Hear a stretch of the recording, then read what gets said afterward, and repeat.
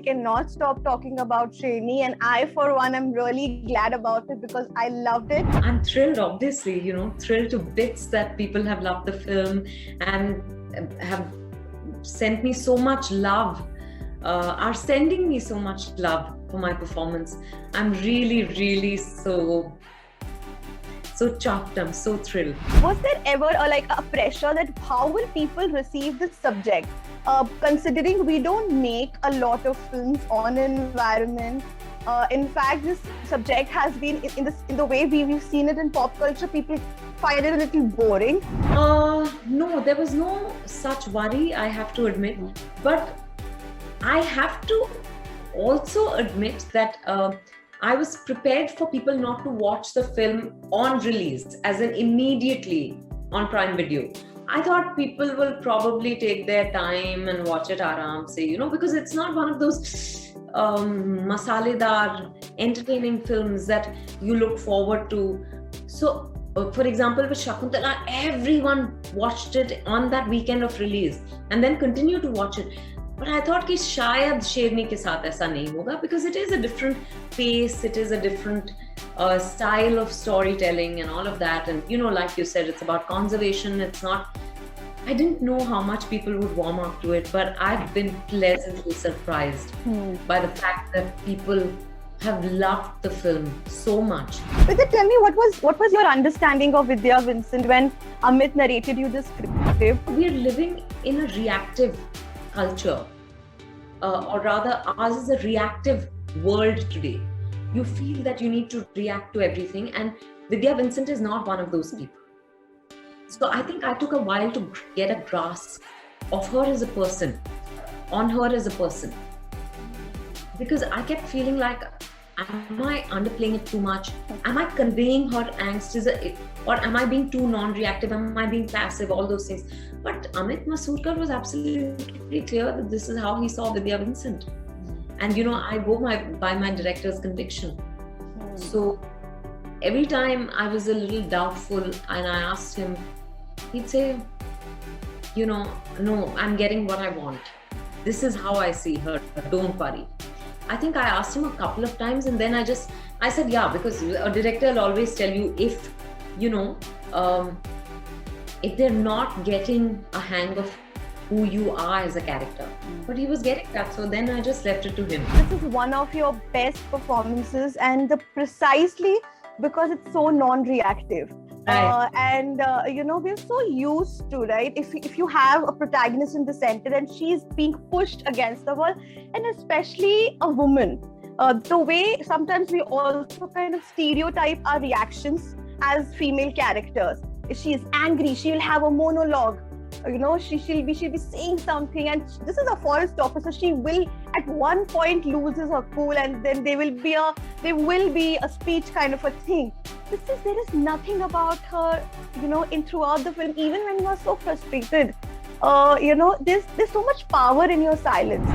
It has been a revelation for me, because I told you, I was worried that maybe in this effort to be non-reactive, I was not conveying much, but thankfully, I therefore keep saying that I owe my performance to Amit Masurkar, and I'm glad I trusted his conviction completely, as I always do with every director, because otherwise there's no point working with someone. But importantly, I'm so happy to see the kind of reactions, and I feel it's a different kind of person. Like you said, we've also stereotyped the strong woman, no? So true. Yeah, because now you feel that, which is why I was talking about the reactive culture. Everyone has to have a reaction. They have to be aggressive. For a strong woman, you're invariably aggressive. You will voice your opinions loudly. You will, have more of a reaction, maybe slap 2-3 people when they behave badly, or I know. But I think Vidya Vincent is a very strong woman. Very correct. There is no doubt about that. She is a doer. And I think a strong woman is someone who's a doer. And then there are, but there's no one type of strong woman. So true. Yeah. And that, therefore, I appreciate the way Amit has broken that stereotype with this film.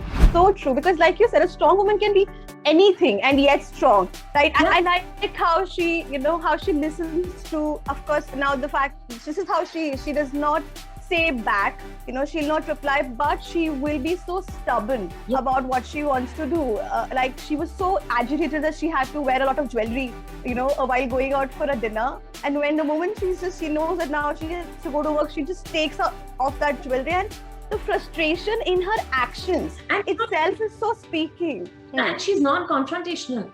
So many women have written to me saying that's what resonated with them, because not everyone is confrontational.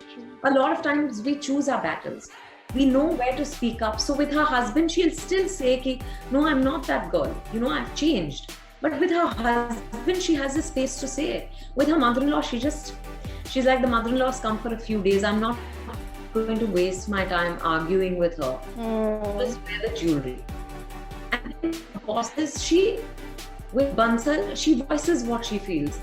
With Nangya, she uses another tact. So I think most women are like that, which is why we keep harping on how many roles women play. Because they could be very different in all those roles they play. And I think one scene that people have been talking about is the one with Neeraj Kavi, when you realize that how pathetic his character is, and you say that. And again, there's so much restrained anger. Yeah, because, she's not going to be screaming. That's not her personality. She's not going to say, you pathetic fool or something like that, She's someone who's very withdrawn. Largely internal.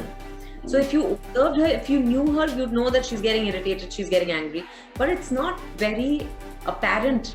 When we talk about Vidya feminism or feminist narrative, like we were discussing how it tends to go into one single trope. Yeah. And it's so important for us to present different kind of women being feminist in the way they know it, and how personalizing it. Like I have to say that when I did a film called Hamari Adhuri Kahani, and at the end, the woman just walks away from the marriage. And so many people had a problem with that. Of course, the film may not have worked for a lot of reasons, but lots of people told me that, why she should have done something. But my point is that her moment of truth or her moment of so-called empowerment came with her walking away from a marriage. Not everyone wants to scream and shout and rant and slap and, lots of instances in life where I have been a Vidya Vincent, where, because there are so many of us within us. Like I said, in the different roles you play, you let different aspects of your personality emerge or show up, and yet there are times when I'm absolutely vocal, there are times I'm aggressive. Vidya, tell me the flip side of what we have been discussing. Do you sometimes, as a woman, I would say, because this happens with me, do you sometimes get frustrated that, it's us at the end of it who have to choose our battles? Men will never have to choose them, right? The battles, even if they fight it aggressively or with restraint, they will never be given labels. All they will be told was, you fought well. I think we judge women far more than we judge men. Yeah. Maybe men don't get judged at all. But, I guess that's also because this is a fairly new reality for us, where we're not only handling the home and our families, we're also going out and conquering the world. So this battle, there was only one battle before. The battle of having to keep your man. So what was the extent of, who were you battling with? With your mother-in-law or with another woman? Or with, I don't know, whoever, you needed to fight to make sure that you had his attention because your survival depended on him. You were not financially independent because you didn't have an identity outside of him. But today, your battles are very different. There are many battles we're fighting at the same time. So I'm saying, the more we just reject and ignore these judgments passed, people will get tired and just stop. And I'm saying people very consciously, because it's not just the men judging us. Judging ourselves, we're judging each other. Vidya, one similarity between you and Vidya, if I thought about it, was that you also played, on your own rules. I would want to know, did it take time to be this Vidya Balan? Because you are someone who will do films at her own pace. You'll pick varied subjects. You do not go by the formula of a female-oriented film. Is it difficult to be this Vidya Balan who does not go by trends? No, I think I don't know another way to be, honestly.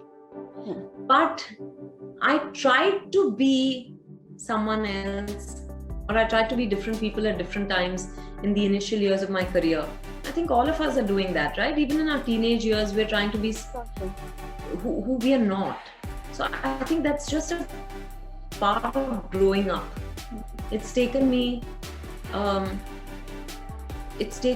years, you can say decades or a lifetime, to be this comfortable with being myself.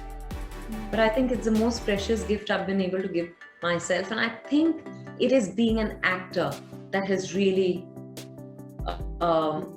accorded me this freedom.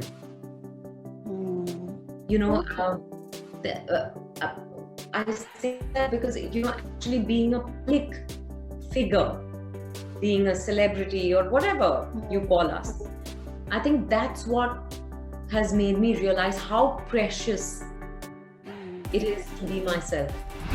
But with that, you recall that one moment which kind of changed or perhaps paved the way for you to kind of think that, no, I want to be Vidya Balan. I'll not be the Vidya Balan that perhaps the industry wants to see. I'll not be the heroine that Bollywood has wanting to see, in every actress. I think I'm just someone who doesn't like being told what to do, how to be. So I think my life has been, a reaction to that.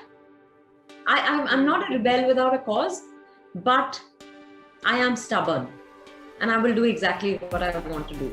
So there was not one moment. I think, in my life, there have been lots of moments where I've just said, I've defied the norm, not wanting to defy the norm or anything, but because I want to just be true to myself. I want to live my truth.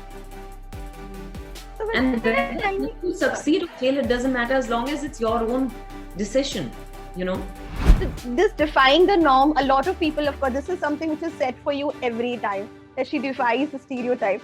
Does it ever put a pressure on you while choosing a script or a subject, that because people expect me to be different every time I do something, I should be doing it? Or is it a very conscious call? Organic call? Priyanka, I get fed up. I get bored very easily. So to keep myself engaged, invested, entertained, whatever it is, I choose to tell different kinds of stories, play different kind of roles. Not for anyone else. I'll be very honest with you. It's a very selfish decision. Otherwise, I feel like unmotivated.